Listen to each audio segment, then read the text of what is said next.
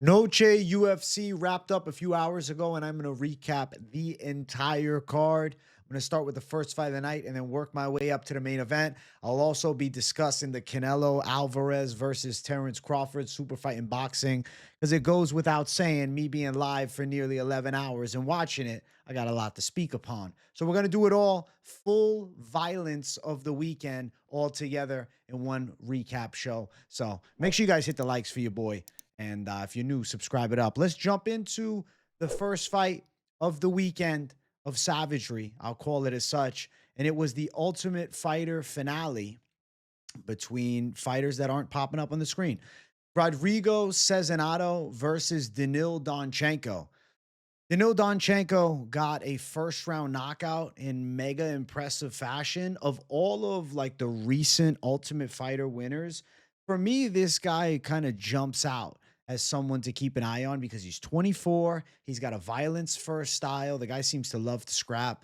Very aggressive onslaught. Cezinado did, come forward on him and throw some hard shots back. It's not like it was just a walk in the park, but Donchenko cut him with a nasty elbow early into the first round and then stopped him later on in the first round with some nice power shots and a good barrage and just a relentless attack. Cezinado definitely tried, but I think Donchenko is kind of just built differently. Like that Yuri Prohashka, Rafael Fiziev type thing in a blend together. I'm a fan for sure. And I think he's one to watch in the UFC welterweight division. I was impressed. Now, was thinking though, before Donchenko got the stoppage, look like he was slowing down a little bit, but kept throwing big shots and not backing away. So maybe he just looked like he was slowing down. Sometimes just because there's a certain optic of such doesn't mean the reality remains true. So good performance for Donchenko. Nice win to start off Noche. Montserrat Rendon, Elise Pereira. This fight sucked. Montserrat Rendon wins the decision. I thought she deserved it. I scored it 2 rounds to 1. Why are we signing a 19-year-old then? Like, I really thought this girl better be the Golden Goose or something like that. Coming into the UFC, nickname's the Golden Girl. Coming in 19, gets a FaceTime call. We're going to sign you. Hadn't fought anybody good. Like, I'm thinking there's really something here. She ran for a vast majority of the fight. She threw like slappy and fat wide punches a lot. She defended some grappling okay. Nearly got submitted. Yeah, I think Elise Pereira was bit too soon. Like, why not just give her a developmental deal and have her fight in LFA? I don't understand. I really don't get what was the rush to bring her to the UFC. She's 19. It would have been beneficial for her to do an LFA run. Because, okay, you just lost to Montserrat Rendon. Montserrat Rendon is one of the bottom of the barrel women's bantamweights. She's not the worst, right? She beat Tamars Vidal. She won this fight. Went distance with Victoria Dudakova, but like she's not even near, the mid, I'd say. I think she's more the back end. I know her record's nice at 7-1, but she's 36. I really think this is a mistake. Pearl was running way too much. I was happy she lost. She deserved it. She got cracked with some punches. I hate that running style. Just like I hate two styles, stalling and running. Ran the whole fucking time. Terrible. Good win for Montserrat Rendon. The girl's 19, though. I can give her a lot of shit. Maybe eventually she'll be a contender. I mean, Amanda Nunes lost on the come up. But yeah, way too much too soon. Alden Coria is the most underrated flyweight probably in the world right now. Absolutely beat the fuck out of Alessandro Costa. Pieced him up on the feet, beat him up on the ground.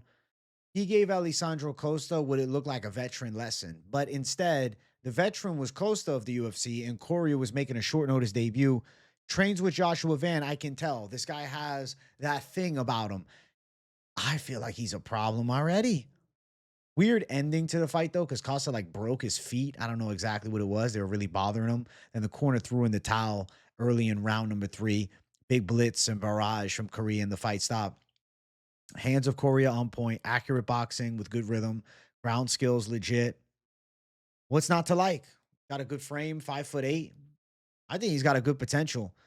And this is a big win to come into. I mean, starting your UFC career off with a win over a guy in Costa who's 2-2 in the UFC, but you got to respect his W against Borjas, like regardless of, what went here, I'm thinking, all right, he still went out there and beat Borjas. Borjas beat Ronaldo Rodriguez. Ronaldo Rodriguez has a win over Ode Osborne. Look how well Ode Osborne did with Steve Urseg. He, has beaten some good opposition. So definitely Alden, interesting player.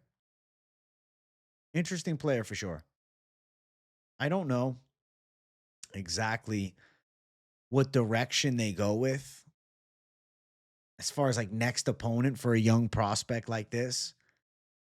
You could consider just pushing him more towards the side of someone that's still in the mid caliber, even somebody like a Ronaldo Rodriguez type. But I don't know. Ronaldo Rodriguez got a lot of love from the Mexican people, even though he didn't fight at Noche, which, kind of surprising. You think they would have tried to get him back, but I guess he's not prepared after that Borjas L.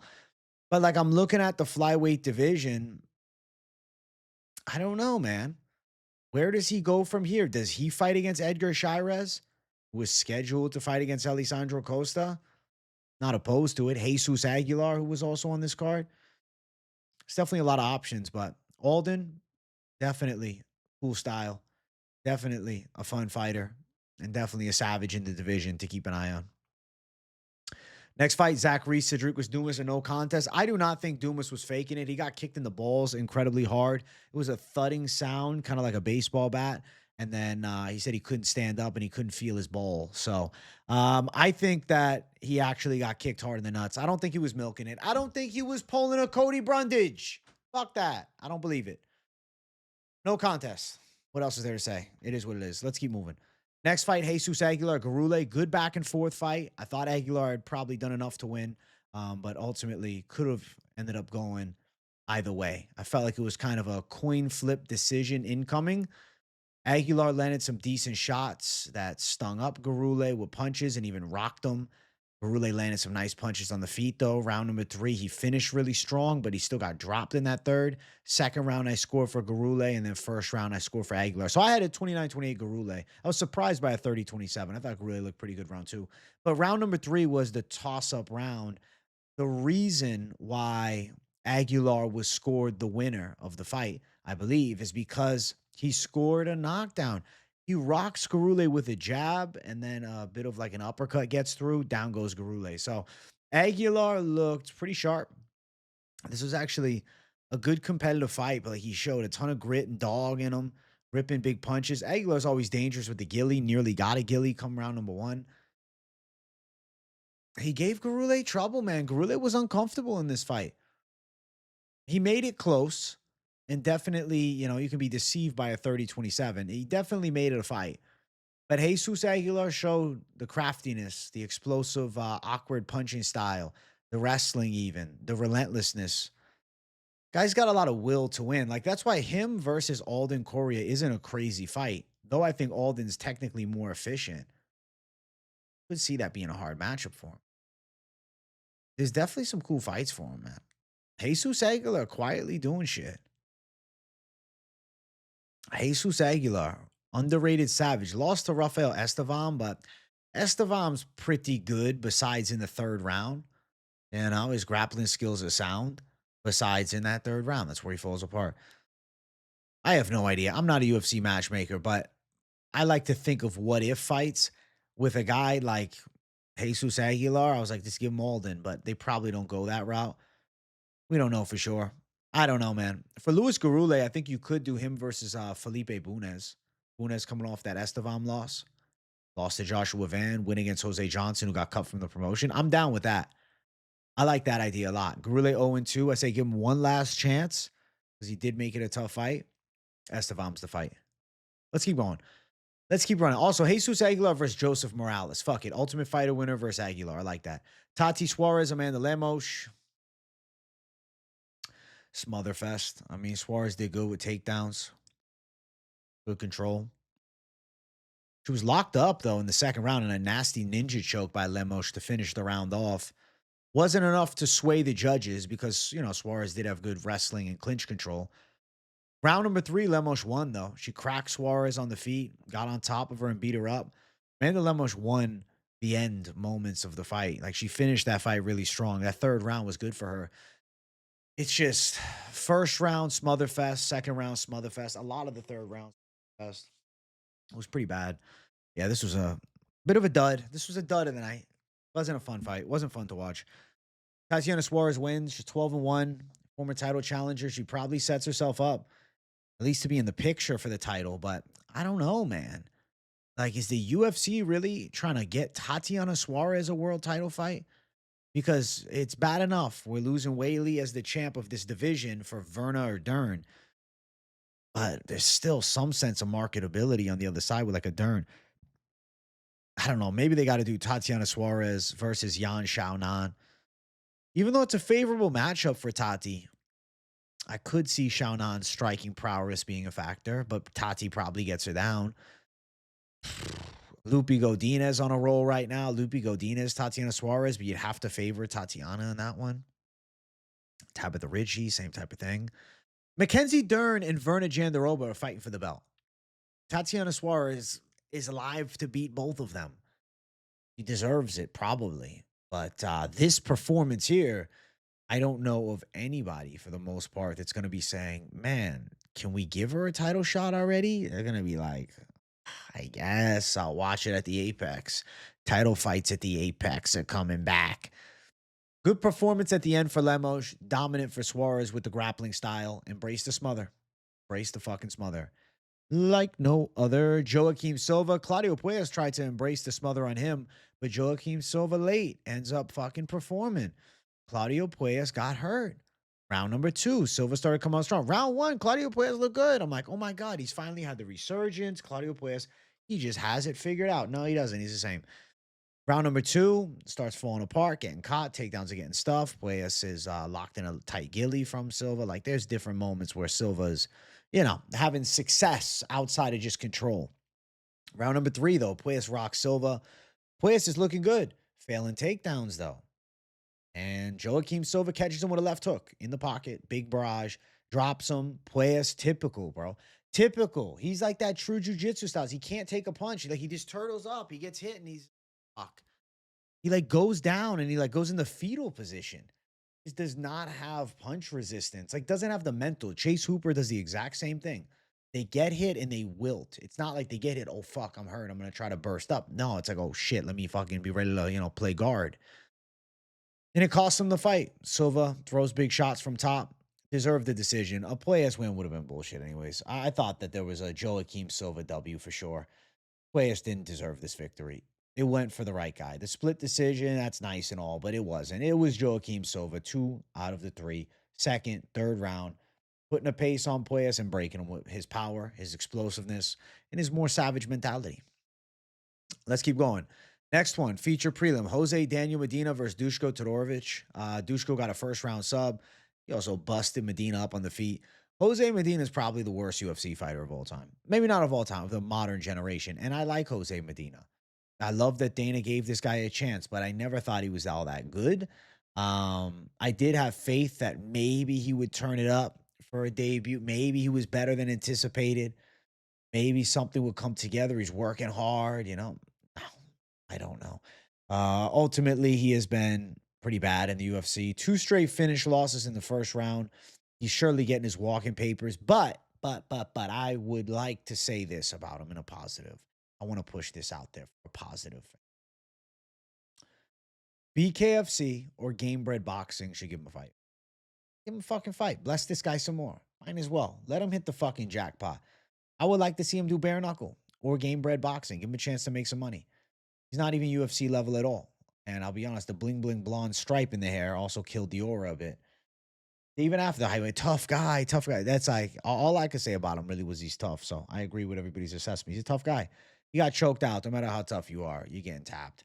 Duško Todorović is actually, a pretty sound fighter, even though if you watch the post-fight interview, if you look closely, he's got like the fucking torso of a toddler, bro. It's a very strange thing. I think Duško Todorović is solid in the middleweight division. Back ender, not like good, but he has gotten better. He's training with like a new crew with Rakic and shit. So I do see improvements to Duško, at least his finishing rate.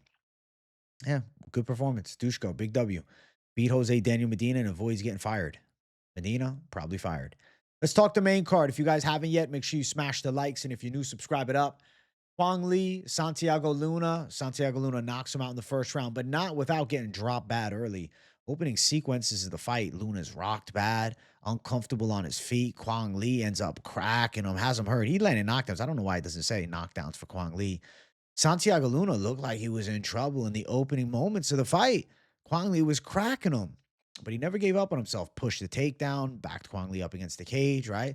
Back to striking, catches Quang Lee. Quang Lee kind of just engaging in a slugfest, drops him against the cage, and then ground and pound, ends up hitting him with a hammer fist, and down, out, and fucking flat goes Quang Lee. Referee jumps in. Santiago Luna with the first round KO, surviving some early trouble, and then absolutely putting the fucking fork in the fat lady and knocks out Quang Lee flat in round one. He's a good prospect.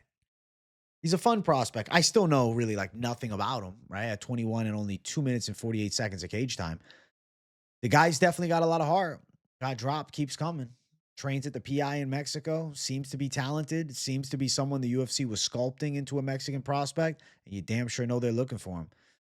Bantamweight division, he's a guy that, you'd give another up-and-comer. You wouldn't rush him up too high. There's some killers at bantamweight, to be fair. There's some monsters out there, There's powerful guys on the come-up, like Malcolm Wellmaker, like Elijah Smith Jr., guys even like Tavian Martinez, who won on this card, who's fucking now ranked, which is crazy. But I was thinking, like, what direction do you go with somebody like Santiago Luna? You don't want to put him in too hard of a matchup. What about him versus a tricky jiu-jitsu stylist like Carlos Vera? That's a cool matchup. That kind of makes sense to me. I don't think that's a bad idea, right? Like, put him in a fight, but nothing too crazy. But give him a fight. Give him somebody. Give him somebody that's there, that's got a win in his last one. I don't know if they actually go that route, but Luna's known for pretty strong wrestling. Santiago Luna, respect to the knockout. What a savage. Let's keep going. Next fight, Alexander Hernandez, Diego Ferreira. I love this fight. I love this fight because I really thought Hernandez's speed advantage would show itself, and he knocks Diego Ferreira out. Alexander Hernandez is really starting to find his power again. 2 straight knockouts within a month in the lightweight division. He's won his last 5 lightweight fights, and he's got 4 wins in a row now. Alexander Hernandez has like quietly become one of the dark horse top contenders in the weight class. Now, when I say top, I mean top 20. I don't mean top 5. Just so you guys get that straight. I don't want it to be misconstrued.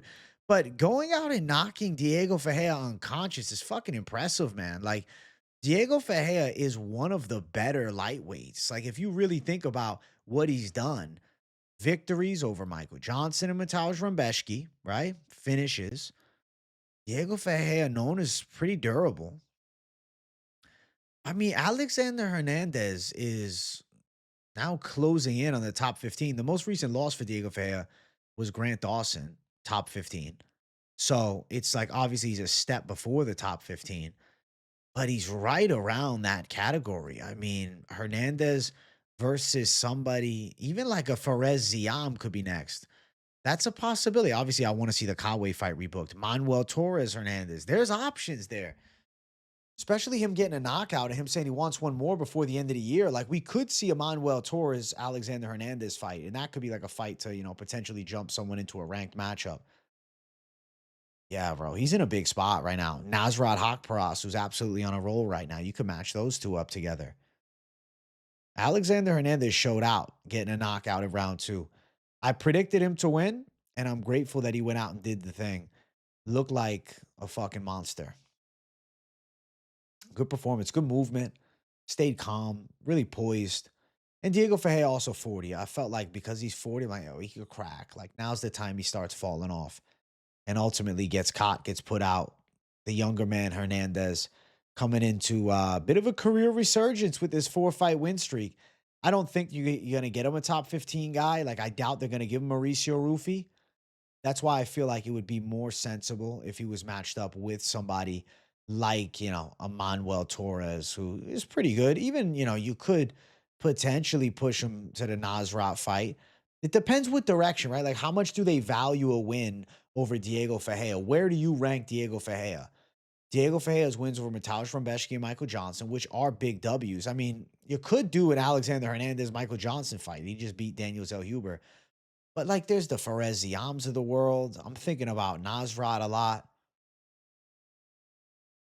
I rank top 25 for Diego Ferreira. So somebody around that top 25 level will be next for Alexander Hernandez. I do think to break into the rankings, like he called out Michael Chandler. I think that was a fun call out. The odds of him getting that fight, I think they do Michael Chandler versus like a BSD or something along those lines instead. But I do like the fact that he's chasing big dreams and calling out guys like that. It definitely demands respect. I mean, if they're going to give him someone in the rankings, I mean, maybe they give him somebody like a Grant Dawson or something like that. But I don't know. Remains to be seen. Big win, though, for Hernandez and big win streak as well. Kelvin Gastelum, Dustin Stoltzfus. Listen, Gastelum coming in at 191. He looked fast. He looked sharp. Yeah, Dustin Stoltzfus badly hurt on a few occasions, busted Stoltzfus up. Granted, Stoltzfus had him in some bad spots on the ground early. It did catch him with some decent punches, but ultimately, Gastelum was the sharper boxer throughout the entire fight, and that was the key difference maker. The hands were so much faster. The southpaw boxing of Gastelum's legit. Quick hands, good timing, and looked still to have a bit of pop for sure, which is good for a Gastelum that looked as fat as I'd ever seen him. Went out and got a win over 2.5 rounds, which I anticipated. And now he's in a spot to keep his UFC career alive. With a loss in this weight miss, he would have been in more trouble. I don't know, though, with Gastelum. He talks about he still wants to make 170. He was 191. He did say something, though, that I think we have to take, at least with some bit of respect. He said, I took this fight 4 weeks notice. It wasn't enough time for you to make the weight. Okay. I'll give him that. Like, that is true. It was a shorter turnaround than what he's used to. But I don't think that now we should spare him hard fights. I think Kelvin Gastelum, Ikram Aliaskarov. I think those are the matchups. Kelvin Gastelum, Jun Young Park. Something like that is what's got to be next for Gastelum.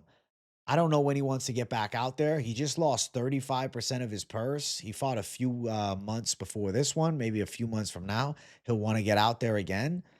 I think it only makes sense to do something along those lines. And for him losing all that purse, I feel like in the back of his mind, he must be thinking, bro, I got to get some fucking fights, man. I got to make some more money. Dustin Stoltzfus, he might not have got the win bonus. Maybe he'll get Gaslums. I don't know if they'll do that. But you know what? At the end of the day, Dustin Stoltzfus gets 35% of Gaslum's purse. I'm sure it's going to be a good chunk of change. And he put a gutsy effort out, especially for a guy that just lacks the natural athleticism or talent that Gastelum absolutely is blessed with. Gastelum's always been really sharp. And I mean, Prime Gastelum gave out a Sanya War. Prime Gastelum was an underrated middleweight contender. Prime Gastelum was piecing up Jacare Souza and knocking out Vitor Belfort and knocking out, granted, it was a wash Vitor, but still knocking out Michael Bisping. Kelvin Gastelum, he's got a lot of miles on the car, but he can still mix it up. He can still make shit happen. And I like the idea of him fighting somebody along those lines, like an Ikram Aliaskarov or Jun Young Park. Those are sensible fights. They could go a complete opposite direction and say, here's RoboCop. We'll see if RoboCop knocks you out. But you know what? I could see him knocking RoboCop out with a straight left from Southpaw. Kind of like what happened with him and Jordan Williams on the damn Contender Series. But it's far stretched from reality. Remains to be seen. Gastelum keeps his career alive for sure, going out there and winning after missing weight by 5 pounds. Not a good look. Next fight. Featured fight of the night. Jared Gordon got absolutely chinned violently come round number 3 after pretty competitive fight. I mean, the first round was good. Gordon looked sharp. Second round was good. Garcia came back and was cracking him. Like, it was a good back and forth slobber knocker type of fight. Both guys sat in there and landed big shots. Both guys were hurt in the fight. Both guys had moments of success. Garcia looked fast. Garcia looked strong. I believe Garcia won round 1, actually, and Gordon won round 2. I was live for nearly 11 hours today, guys, so excuse me. Jared Gordon got hit by a car yesterday and fucked up his knee. And he still took the fight. He didn't want to pull out. Guy got hit by a fucking car. Then he gets violently knocked out, hit by the fucking Mack truck of a Rafa Garcia, shot to the fucking dome. Nasty elbow from Garcia, round 2, sliced Gordon up. That kind of started to change the momentum of the fight. And then Gordon tried to press. He was getting cracked. And then Garcia flatlined him. Rafa Garcia is not a guy that was known for his knockout power in the UFC and even in MMA in general. He had only won 1 fight by KO. leading up to this fight. And his last knockout win dated all the way back to 2018 against LaRue Burley. To see him chin Jared Gordon, who normally has a pretty solid chin, was kind of insane. But we do have to take into consideration that fucking car crashed into him.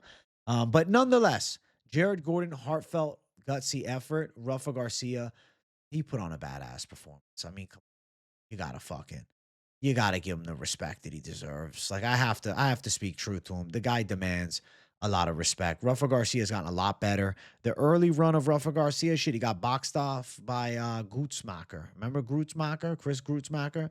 He got tuned up by him.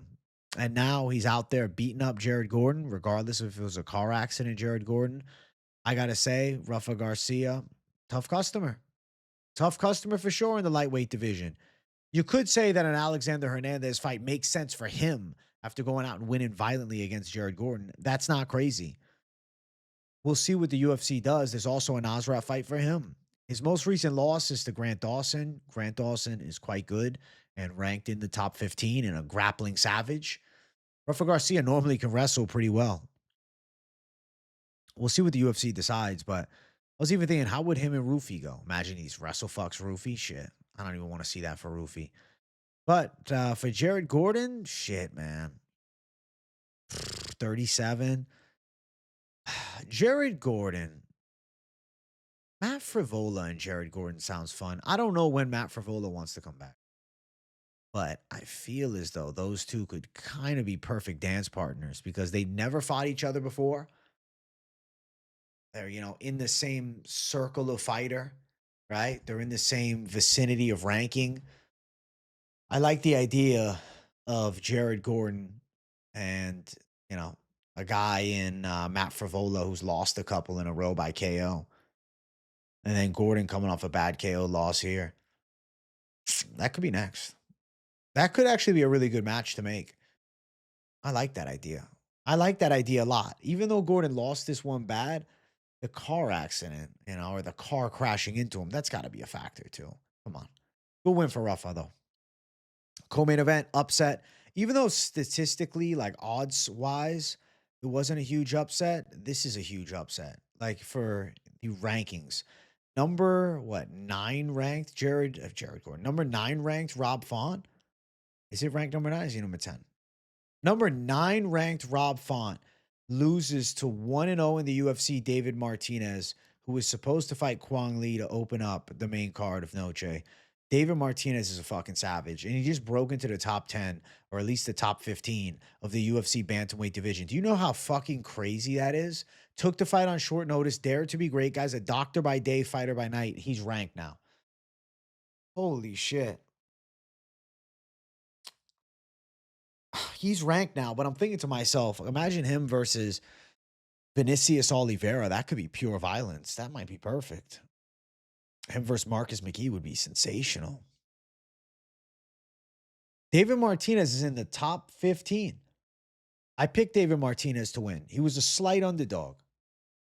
Odds-wise, I was like, damn, I'm surprised Rob Font's not a bigger favorite. But the reason he wasn't is because David Martinez is a legit-ass kickboxer.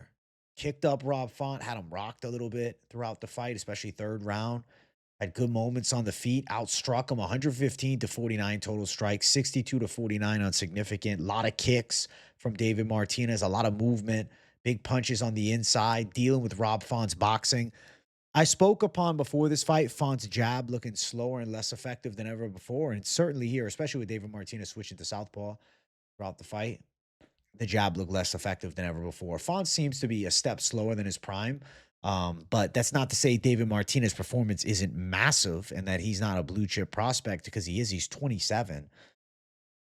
It's just now he's in the fucking lion's den.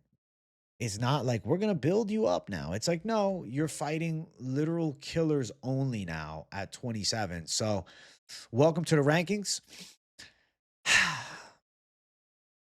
Vinicius Oliveira.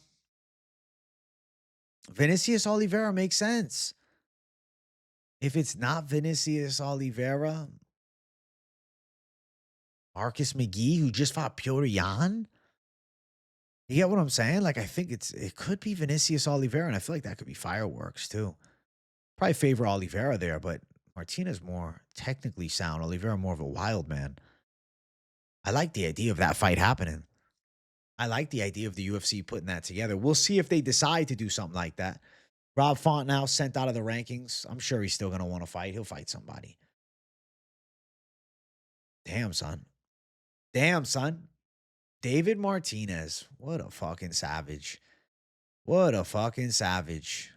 You know, it would be kind of cool to watch Davy Grant fight against Rob Font. I don't hope the UFC books that. Might be a little far fetched, but if we're going to boot him from the rankings, let's give him another OG. And him and Davy Grant going after it, a fight we haven't seen before in a fun striking matchup. Yeah, count me in. Fuck yeah. I'd like to see that. I hope to see that. We'll see if the UFC decides to do that, but that's definitely a fight to end up making. That could be like a cult banger as far as unranked bantamweights go. Big performance for David Martinez getting the win. Mexican fighters undefeated. Main event. If you guys are watching and enjoying, make sure you hit the likes. And if you're new, subscribe. Diego Lopes versus Gene Silva. This fight was started very testy for Gene Silva. Ends up on his back early. Ends up with Diego Lopes in his mount. 12-6 elbowing his head and leaving like legit bumps all over it. Looks like he got fucking hit by a hammer, leaking blood. Gene Silva fought with all of his might to eventually catch a leg and escape from the most dangerous position, being in a full mount bottom early in round number 1 against Diego Lopes. But then making it a competitive fight with the striking and bringing moments on the feet even throughout round 1. And very confident per usual for Gene Silva, even arrogant, you could say, for Gene Silva. Round number 2 gets going. Competitive. Diego tries some takedowns. Gene Silva scrambles, defends. There's still moments, right, for Diego Lopes. And there was actually, was that late round 1 that Diego Lopes ended up in side control top position? Or that might have been early round 2. It's a blur at this point. I was live for so long. But I can still see all the moments of the fight, but the timeline's not great. What we see happen is Gene Silva start finding right hands. The teeps are, rather the front kicks to the face were working round 1. Those were sensational. He starts finding right hands. He starts landing shots. He's catching elbows. Like now he's getting confident. Gene Silva's letting the arsenal go. Spin elbows. The freaking jackhammer, sledgehammer, whatever elbow that he likes to do. The tomahawk, I should say, elbow. Just absolutely letting savage attacks fly on Diego Lopes. And he had him hurt. He had Diego Lopes buckled a couple of times. Gene Silva is going crazy for the stoppage, pressing Diego. Gets caught with a spin elbow to the dome, top of the dome. Boom. Down he goes, sliced up, ground and pound. Diego Lopes gets the knockout. Gene Silva's done. Diego Lopes knocks him out. The spin elbow is the move of the year. The spin elbow just fucking works, man. Holy hell. Diego Lopes with a G-like performance sends Gene Silva packing. All right. A Gene Silva that looked poised to fight for the title. A Gene Silva with a ton of hype right now. Gene Silva knocked out, crying afterwards, freaking out. Tries to throw the stool at Diego Lopes and then like shove him as he walks away. There was a lot of shit talk between the two throughout. At the end of it, they did shake hands. Gene Silva was very emotional after the loss. It was purely devastation for him. I'm sure he's, probably still upset about it now. Fighting Nerds also in a bad 3-fight losing streak for them. Diego Lopes was not one to be overlooked. Gene Silva, something I spoke upon is his calmness in other fights and picking shots off the back foot.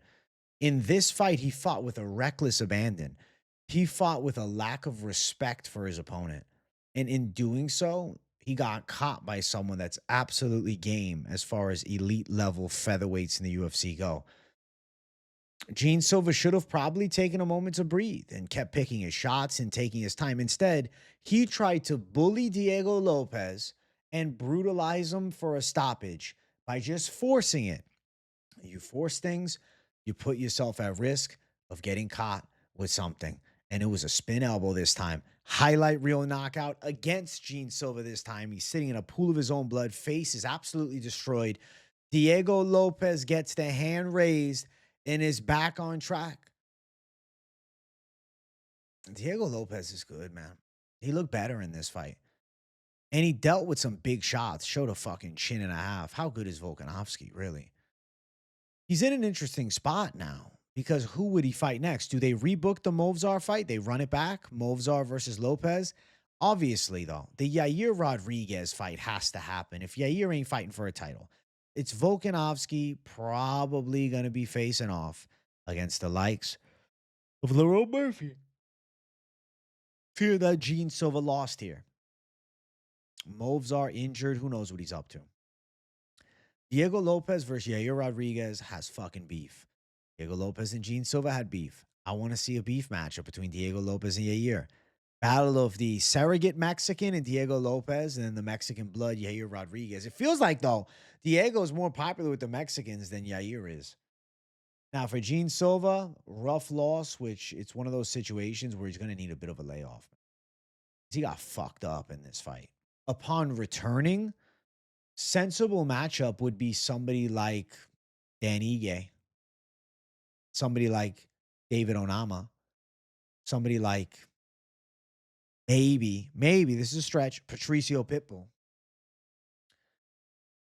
He's going to need to take a step back after losing this one, especially in the way that he lost, violently knocked out. But I will say, Gene Silva still showed glimpses of greatness in this fight, but ultimately fought with a reckless abandon and a lack of respect for the elite opponent on the opposite side. He didn't respect Diego Lopes. We saw it in the lead up. Gene Silva's a bit of a bully, man. The way he fucking talks shit to Bryce Mitchell after the fact and still picks on him, right? Diego Lopes gave the justice. Justice served. The bully, he got bullied. He got fucked up bad. Now, they did both get fight of the night, and a performance bonus also went to Diego Lopes, as expected. Should get it. I want to see more. I mean, Gene Silva, Diego Lopes, too, could be a possibility at some point. I'm not saying they're going to do it next, but down the line, with how fun this fight was, if Gene Silva can put a couple wins together, get back in the mix. He needs 2 wins. And maybe that's better for him. He comes back mature. He comes back more humble at 28. He wasn't humble, man. That's the truth about Gene Silva. He was arrogant in his onslaught, but it was successful every time. And there was big successful moments here. But what cost him was his lack of respect for the elite opposition on the other side. The ultimate downfall of a man, lack of humility, man. And that's what happened with Gene Silva here. And he met the humble savage Diego Lopes, broke him. Respected Diego Lopes. Sensational win to cap off Noche. Now, it wasn't just Noche UFC that went down. There was also a boxing card, all right? They had quality matchups on Netflix in a special feature, right? Canelo Alvarez, Terrence Crawford, Callum Walsh. The boxing card overall was solid, and I feel as though it would be wrong of me not to sit here and give a proper post-fight reaction to what was the biggest boxing fight, more than likely, of this generation. I'd say so. Terrence Crawford, Canelo Alvarez, it took place at Allegiant Stadium, and it was Terrence Crawford's fight. He put on a masterclass boxing performance in the art of true technicality and punch combinations. Incredible jabs, incredible straight shots, incredible timing on all of his punches, working the body well, evading Canelo's attack, countering well. Terrence Crawford is, in essence, the man, the myth, the legend of the boxing world, okay? I think he's the best fighter I've ever witnessed live. Of course, there's all-time greats in other eras. I say this with confidence. He would have beaten Floyd Mayweather. He would have been the guy to beat Floyd. Floyd would have been terrified of Terrence Crawford. Terrence Crawford is built different.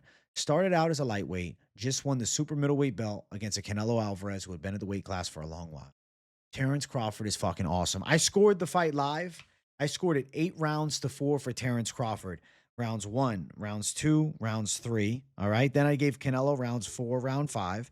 Then I gave Crawford round 6, round 7, Canelo round 8, Crawford round 9, Canelo round 10, Crawford round 11, and Crawford round 12. And he opened up big shots on Canelo come round number 12. Round number 9, he was hit with a headbutt, an accidental head clash, I should say. Cut over his eye and, continued on and didn't slow him down. I was worried. Would that throw him off? I was also very fearful of them robbing the great and powerful Terrence Crawford on the cards because boxing has a lot of unjust decisions. Not this time. And that made me feel good, seeing a proper decision at the end Crawford looks spectacular. The rhythm is crazy. The defensive awareness is off the chain. He caught Canelo with some big shots. Canelo does have a sensational chin, so put some respect on Canelo Alvarez as well. But Crawford really gave him a technicality boxing lesson. There was just a different level. After the fight, Canelo gave nothing but praise to Crawford, which was appreciative from my side. Because I'm like, you know what? Canelo's a humble warrior. Crawford might never fight again. It's unknown. I think he should fight again. I think him and Canelo could do a rematch and they make a shitload of money again. Supposedly, rumored numbers 150 million Canelo, 50 million Crawford. Isn't that insane? Boxing's on the rise again. And obviously, you know, when you compare it side by side, oh, well, the UFC is so much more entertaining. I'm not arguing the violent factor. Diego Lopes, Gene Silva is a completely different type of matchup. But as far as elite level technicians in boxing, this was a sensational performance by Terrence Crawford. As far as true skill at an art like boxing, Terrence Crawford is the fucking best to ever do it. Yeah, really sharp, man. The hands look spectacular. Picks his shots incredibly well. His setups are great. His reads are off the chain. Fight IQ is crazy. Fights out of southpaw, but can also fully switch it to orthodox fine. I'm mesmerized by Terrence Crawford, man.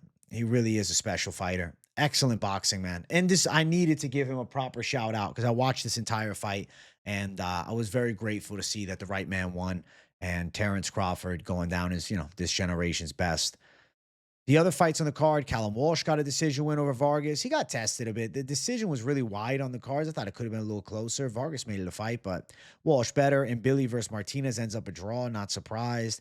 And some other fights throughout the prelims, man. There was like this really early stoppage. Marco Verde, Sona Akele. That was a fucking weird one. That's boxing for you, man. They got, oh, and this is like the pride of Saudi Arabia, Turkey's prospect here, Muhammad Al-Khali. Beat this Travis Crawford kid. He shut him down. He completely outboxed him throughout the whole thing. But they really trying to build him. Like there was a kid that should have never been on a main card in front of these guys that was on it because they're trying to build one Saudi prospect. They need one. They need one. I get it. Yeah, big ups to Terrence Crawford with a generational career. A really great performance. Great boxing. Technique is off the chain, man. And I don't know who the fuck else there really would be to fight. Canelo fight outside of that, I really don't know. Unknown. We'll see. We'll see what happens. He doesn't have to fight again, but he could definitely make a bag if he chose to. Overall, good weekend of fights. I want to cover my record for Noche. So lost the main event. So what? 1-1 with the win in the co-main event. 1-2 with the loss in the García fight. 2-2 with the win in the Gastelum fight. 3-2 with the win in the Hernandez fight. 3-3 with the loss in the Quang fight. 4-3 with the win in the Todorović fight. 4-4 with the loss in the Silva fight. 5-4 with the win in the Suarez fight. 5-5 with the loss in the Gurule Aguilar fight. No contest. 5-6. 5-7. 6-7. 1 no contest overall. My God. Terrible record. But I picked Crawford. Was worried they're going to rob him. But I picked Crawford. And you know what? The boxing picks were on point. Crawford, Walsh, and Billy got a draw there. But I'm proud of the boxing calls. If you add in the boxing, though, all right, we go, what? 7, 8, 8, 6. Is it 8, 7, and 2 draws for the weekend then? Is my math on? 14 fights here. I went 6, 7, and 1 no contest. Then 2 wins here. 8, 7, 1 no contest. 8, 7, and then 1 draw. 8, 7, and 2 on the weekend. Okay? Yeah, fucking journeyman record. But pick the main event of the weekend. Mexican Independence weekend. Terrence Crawford wins it, and I had the underdog there. So you know what? I feel happy that boxing got me a nice fucking W to close the night out with some bragging rights. Overall, Noche UFC was, you know, a solid card. It was a good card. There was, you know, a great main event. It was a legendary main event. It was really amazing. And it was a good card. It was fun. It wasn't a bad night. Could they have stacked the prelims more? Fuck yes. Jose Medina and Dushko Todorović was the feature prelim of the night. Come on. Noche was weak this year, but it's all right. Maybe they'll be better next year. You know, Paramount, they'll do something spectacular. I hope you guys enjoyed the recap. Yo, I've been doing work all day long, nearly 11 hours live streaming. Now this video, 44 minutes. So I'm gonna go upload this and chill. Smash the likes. If you're new, subscribe. Keep it locked in on the channel. I love you guys. W in the comments. You got nothing to say, but definitely let me know what you thought of the violence of the weekend and what you thought of my savage streams. Thanks, guys. I'll see you all in the next one. Peace out.